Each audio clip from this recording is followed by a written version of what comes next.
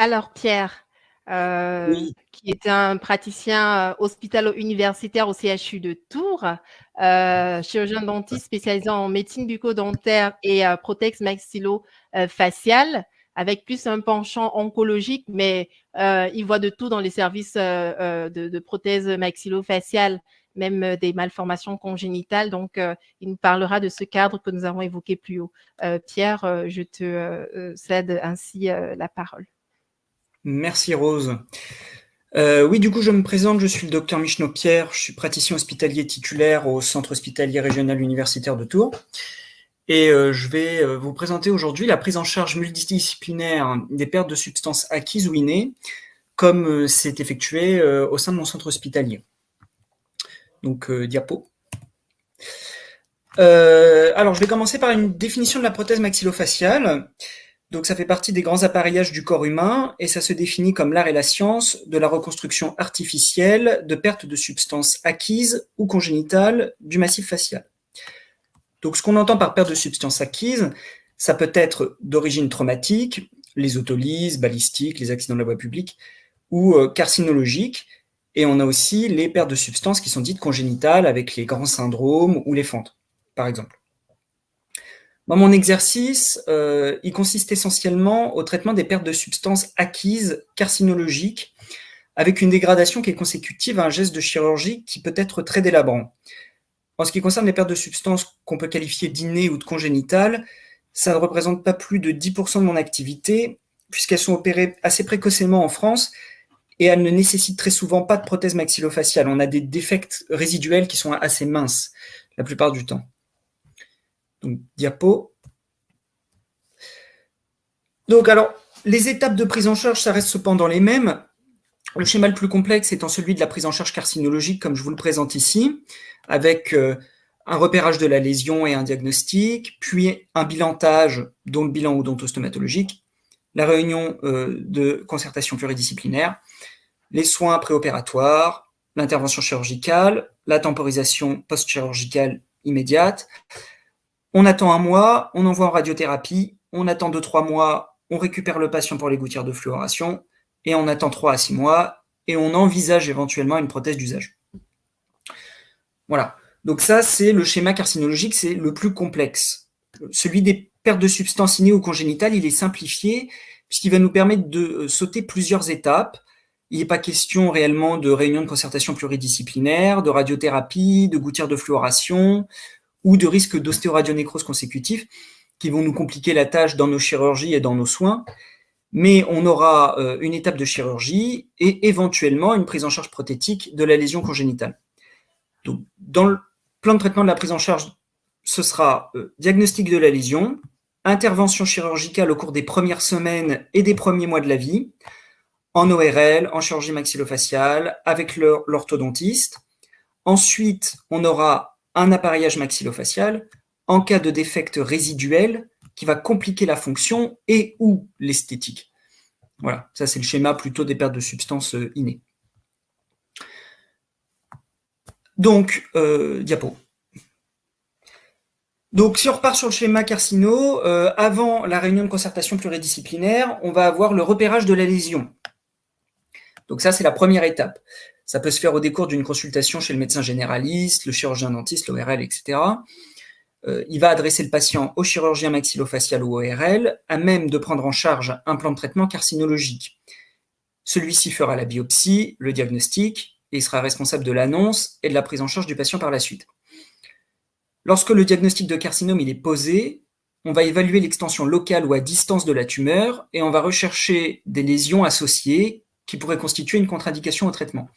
Donc là, on va faire un bilantage complet du patient, local, régional et général. Et l'ensemble de ce bilantage va permettre d'établir un score dit TNM qui va déterminer le stade de la maladie. Donc le bilan local, c'est l'extension de la tumeur.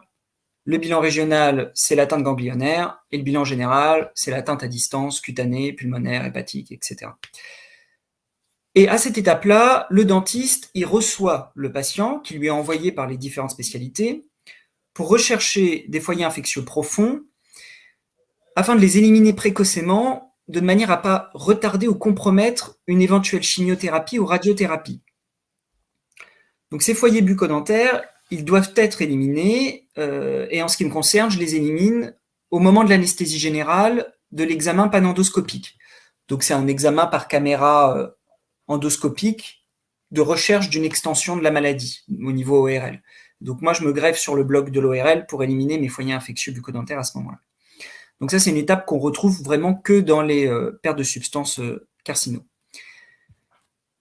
Ensuite, intervient la réunion de concertation pluridisciplinaire, où on a l'ensemble des acteurs de la prise en charge qui vont établir le plan de traitement de la maladie en fonction des standards thérapeutiques adaptés au cas particulier de chaque patient.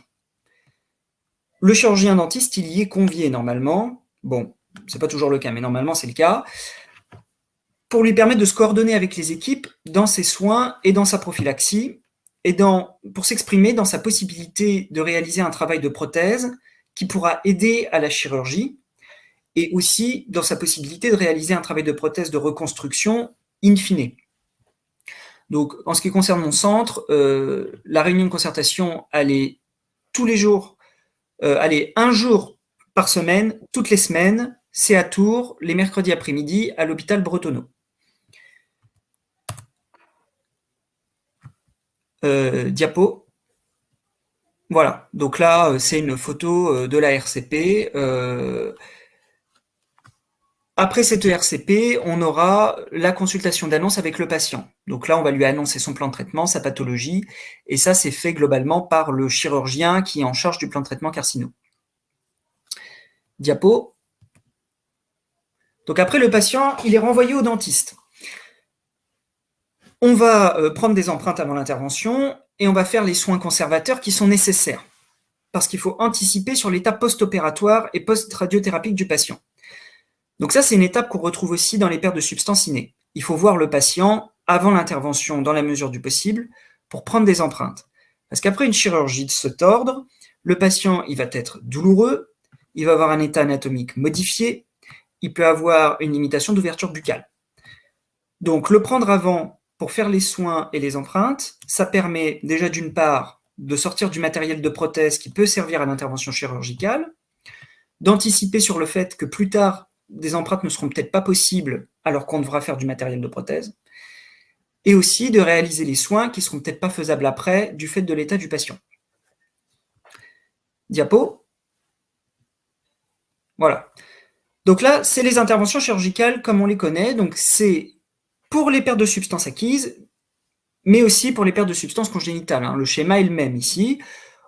Là, le patient à gauche, il a bénéficié d'une maxillectomie avec une greffe, et on a réalisé une plaque avant la chirurgie qu'on donne au chirurgien, qui va mettre en place et qui va permettre de guider la cicatrisation et la conformation des tissus.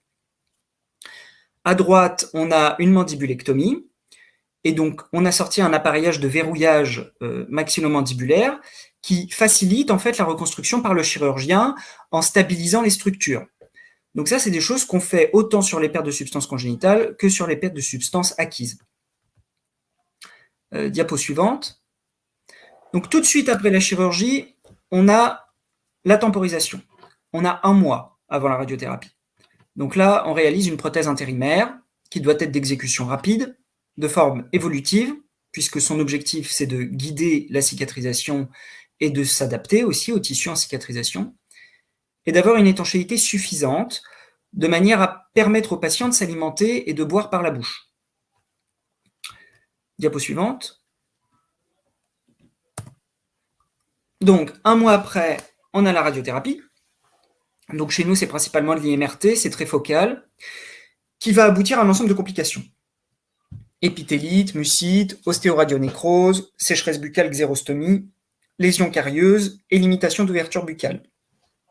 L'ensemble de ces complications, même si elles relèvent de la bouche, va être prise en charge par le radiothérapeute au moment de la radiothérapie. Là, nous, on n'intervient plus à ce moment-là. Diapo. Donc, 1 mois après la radiothérapie, on nous renvoie le patient. Il faut faire des gouttières de fluoration. Le tissu dentaire du patient, il est fragilisé à vie. Il faut le protéger par le port de gouttières de fluoration pour éviter qu'on ait le développement de lésions carieuses et des extractions dentaires. parce que ces gestes de soins et d'extraction, ils vont être compliqués par un risque élevé de nécrose osseuse si on intervient après la radiothérapie. Donc il faut éviter à tout prix d'avoir à faire ces gestes-là. Donc on réalise des gouttières de fluoration et on les met en bouche. Le patient, il les gardera à vie. Diapo suivante. Et enfin, 6 à 9 mois après la radiothérapie, on récupère le patient au moment où les tissus sont à peu près cicatrisés pour réaliser ce qu'on appelle la prothèse d'usage. Donc c'est la réhabilitation fonctionnelle et esthétique dans la mesure du possible du patient. Donc il faut évaluer l'état anatomique du site et communiquer en permanence avec le chirurgien. Parce que là, on est quand même en train de toucher à son travail. C'est très valorisant pour lui d'avoir quelqu'un qu'il peut être amené à retoucher le site de manière chirurgicale pour nous permettre de faire une meilleure prothèse. Donc il faut qu'on travaille en synergie. Le radiothérapeute, qui va nous dire quelle zone il a irradié et en quelle quantité pour anticiper sur le risque d'ostéoradionécrose, et le chimiothérapeute pour éviter de se mettre dans un temps où on a un risque d'infection. Donc il faut communiquer avec toute l'équipe qui entoure le patient, mais il faut aussi communiquer avec le patient, et ça vaut pour tous les types de patients.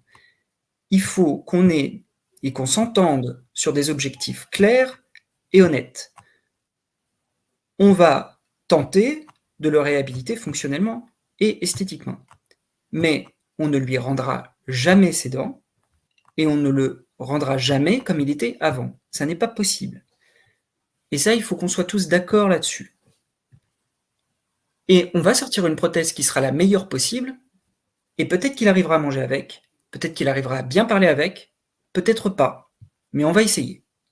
Voilà. Diapo suivante. Donc là, voilà, ça c'est un cas d'une maxillectomie avec une communication au niveau des fosses nasales et puis du sinus qu'on a réhabilité avec une prothèse obturatrice. Donc là, on peut dire que c'est une réhabilitation réussie, objectivement parlant. Mais il faut que le patient puisse la tolérer maintenant. Diapo suivante. Et enfin, un suivi au long cours. Donc en ce qui concerne les patients carcinaux, c'est sur 6 ans. En ce qui concerne les patients avec des problèmes congénitaux, c'est tous les 6 mois à vie. Ces patients carcinaux, ils ont un suivi sur 6 ans avec un ensemble de praticiens qui vont communiquer entre eux continuellement et des bilans qui sont répartis tout au long de l'année, de manière à ce que tout le monde voit le patient régulièrement dans l'année. Comme ça, s'il y a un problème ou s'il y a une rechute, on l'attrape précocement et on l'envoie au chirurgien responsable. D'une manière globale, ces patients-là, il faut les voir minimum tous les 6 mois en chirurgie dentaire. Et puis les problèmes avec les pertes de substances congénitales, c'est pareil, c'est tous les 6 mois. Diapo suivante. Donc pour conclure, la prise en charge des patients qui souffrent de pertes de substances maxillofaciales qui sont lourdes dans un contexte qu'il soit carcinologique, traumatique ou congénital, il impose à un ensemble d'acteurs un dialogue qui doit être constant, en interdisciplinarité, où l'odontologiste, donc le chirurgien-dentiste, a toute sa place, tant dans le bilan initial que dans la planification des différentes thérapeutiques et dans le suivi et la reconstruction prothétique complexe qui fera éventuellement suite. Diapo. Voilà. Oui, donc ça c'est le service avec Ross, c'est le service à Paris. Voilà, donc je vous remercie tous pour votre attention.